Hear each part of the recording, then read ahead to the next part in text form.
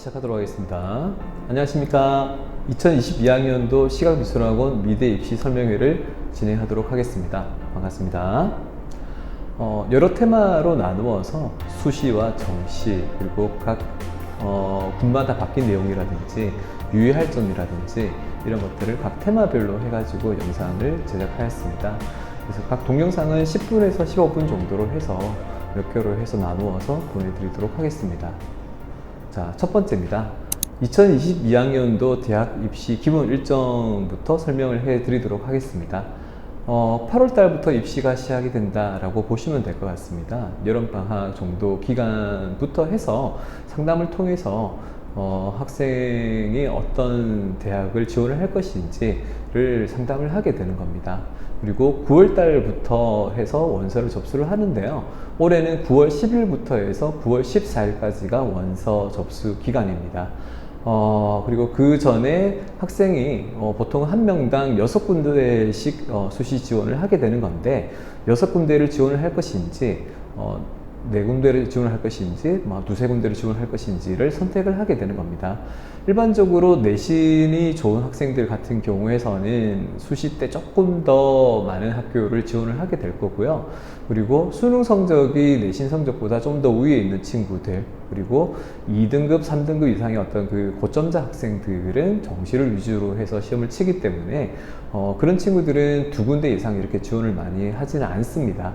그리고 최상위권 대학을 지원하는 학생들도 마찬가지로 거의 모든 대학들이 다 정시에 있기 때문에 그런 친구들은 정시 위주로 해서 시험을 치기 때문에 수시 접수를 하지는 않습니다. 모든 학생들의 그 어떤 상황과 소양들이 좀 다 다르기 때문에 자세한 어떤 얘기는 각 담당 선생님들과 그 다음에 저와의 어떤 상담을 통해서 정하시면 될 것 같습니다. 전반적으로는 그 6군데의 그 대학이 9월 말부터 해서 10월 달까지 이렇게 실기 시험이 있는데요. 실기 시험은 거의 다 주말 정도에 이렇게 몰려있는 학교들이 좀 더 많고요. 주중에 있는 그 학교들도 있지만은 주요 대학교들은 거의 다 주말에 있다라고 보시면 될 것 같습니다.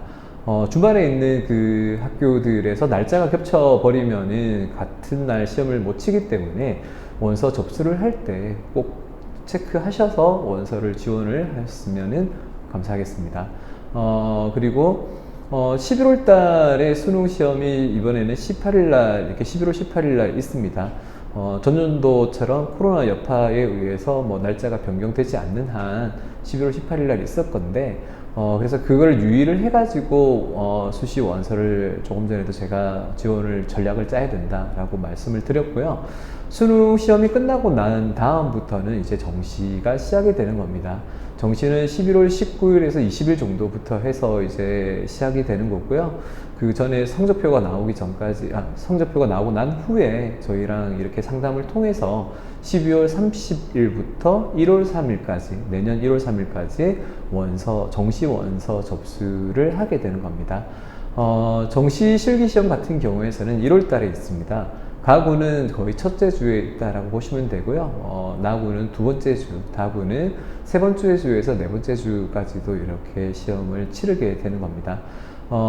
그래서 정리를 먼저 일단 하자면은 수시 모집 전형 기간 같은 경우에서는 9월 15일부터 해서 12월 15일까지 92일간 이렇게 시험이 진행되는 거고요. 정시 모집 전형 기간 같은 경우에서는 합격자 발표까지 해서 2월 8일까지 해서 전형 기간이 있는 겁니다. 수시 같은 경우에서도 거의 12월 중순 정도 돼야지 발표가 다 나는 거기 때문에 실제적으로는 정시랑은 거의 한 달 가량 정도밖에 차이가 나지 않는다라고 보시면 될 것 같습니다.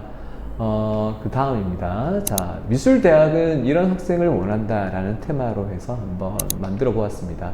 자, 어떤 학생들을 원하는지, 교수님들이 원하는지를 옆에 있는 자료를 통해서 한번 볼 수 있도록 하겠습니다. 첫 번째는 그 서울 경기권에 있는 상위권 대학 교수님의 입장에서 한번 말씀을 해 드리도록 하겠습니다. 지방에 있는 국립대라든지 인기 대학교들 같은 경우에서도 마찬가지고요. 어쨌든 공부 잘하고 그림 잘하는 학생들을 뽑는다. 가장 단순한 명제이고요. 그래서 이런 어떤 것들을 가지고 뽑는데 공부 잘한다라는 것들은 수시에서는 내신이 있을 거고요. 정시 때는 수능이 있을 겁니다. 그래서 학교들마다 입장이 좀 다르기 때문에 수능을 약간 선호하는 어떤 학교들 같은 경우에서는 공평하다라고 좀 생각을 좀 할 거고요. 그래서 학생부 같은 경우에서는 조금 학교들마다 수준이 좀 다르기 때문에 학생들도 지원을 할 때 학부모님들이 우리 아이가 다니는 학교가 수시 때 조금 더 유리한 학교이기 때문에 어떤 식으로 좀 더 준비를 해야 되겠다라는 것들을 잘 계획하에 준비를 해 주셨으면 고맙겠습니다. 자, 그림 같은 경우도 마찬가지입니다. 자, 그림은 교수님들 입장에서는 똑같은 성적대의 학생들일지라도 어떤 학생들이 좀 더 실기력이 더 좋은지를 보게 되는 거고요. 표현력에 대한 점수라든지, 그 다음에 아이디어에 대한 점수라든지, 조형에 대한 점수라든지, 이런 것들을 다 종합적으로 판단해서 평가를 하시기 때문에 그런 부분들을 훈련을 잘 하셔야지 될 것 같습니다.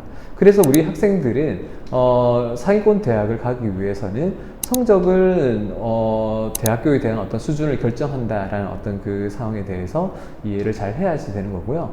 그림 같은 경우에서는 그 대학의 합격이냐 불합격이냐 하는 어떤 부분에서 이런 식으로 영향력을 미친다라는 것들을 아시면 될 것 같습니다.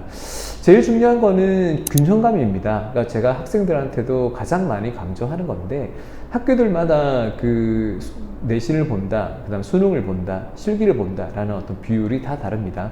아무래도 수시가 실기 비율이 좀 더 높지만 그래도 이 학과랑 실기 같은 경우에서는 저는 둘 다 똑같이 중요하다, 50% 중요하다라고 말씀을 드리고 싶고요. 그리고 정확하게 미술대학에서 나중에도 설명이 되겠지만은 어떤 것들을 공부를 해야 되는지, 어떤 것들을 챙겨야 되는지에 대해서 정확하게 파악을 하셔야지 지금의 입시는 성공을 할 수가 있습니다.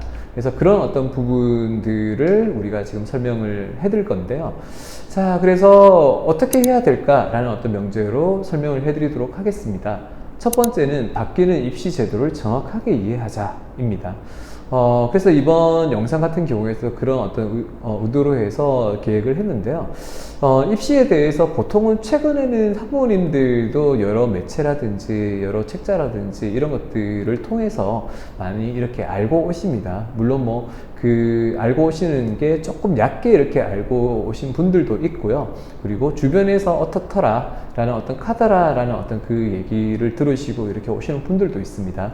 하지만은 그 책자라든지 여러 매체라든지 그리고 담당 선생님이라든지 뭐 저 같은 어떤 사람들한테 정확하게 우리 학생한테 맞는 어떤 그런 부분에 대한 입시 제도가 무엇이 있는지를 잘 파악을 하시는 게 가장 중요할 것 같습니다. 자, 그래서 그 부분에 대해서 또 앞으로도 설명을 해드리도록 하겠습니다. 자, 두 번째는 장기적인 계획을 정하고 과정에 충실하자라고 되어 있습니다. 이 영상을 보시는 학부모님들은 고3 학부모님들도 계실 거고요. 고2 학부모님들도 계실 거고 고1 학부모님들도 계실 겁니다. 일단은 1학년, 2학년 학부모님들 같은 경우에서는 정말 장기적인 계획을 잘 잡으셔야 됩니다. 우리 아이가 성적에 관해서 좀 기초가 좀 많이 부족하다라는 어떤 학생들이 있으면은 어쨌든 그 부분에 대해서 지금부터 조금 멀리 보면서 공부를 좀 시켜 주셔야지 될 것 같습니다.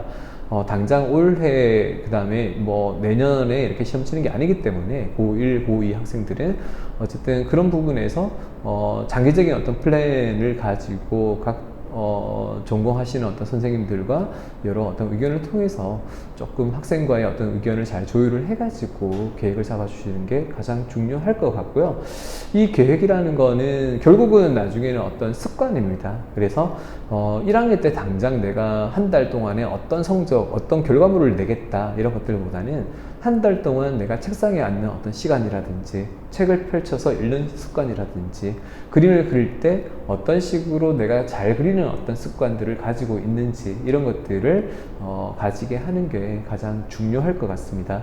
그런 후에 그런 것들이 쌓여서 기본에 어떤 충실한 학생이 결국 모든 입시에 강하다라고 얘기를 할 수 있을 것 같습니다.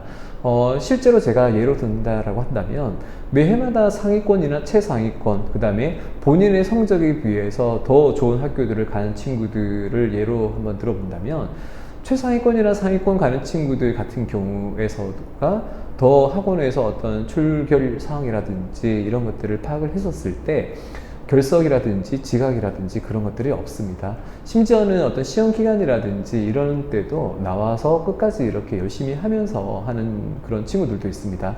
제가 반대로 야, 너 좀 공부를 좀 해야 되지 않겠니? 라고 얘기를 한다면 자기는 어떤 그런 계획하에서 공부를 하고 있기 때문에 너무 많은 걱정을 하지 마십시오 라고 뭐 되레 저한테 이렇게 안정감을 주는 어떤 그런 학생들도 있고요. 그런 친구들은 항상 매번마다 흔들림 없이 뭐 어떤 모의고사는 잘 치고 어떤 중간고사는 잘 치고 못 치고 이런 거 없이 한결같이 성적대가 나오는 어떤 그런 친구가 될 수가 있는 겁니다.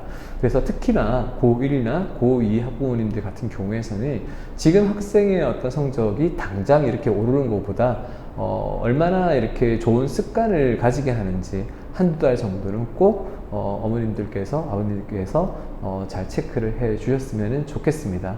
그래서 학생이 조금 이렇게 그 약간 멀리 있는 듯한 어떤 그 대학을 얘기를 하는 것보다는 정말 이게 정말 얼마 남지 않았다 이런 어떤 부분에 대해서 조금 더 생각을 할 수 있는 그런 어떤 대화를 통해서 할 수 있는 부분들도 중요하지 않나 라고 생각을 합니다.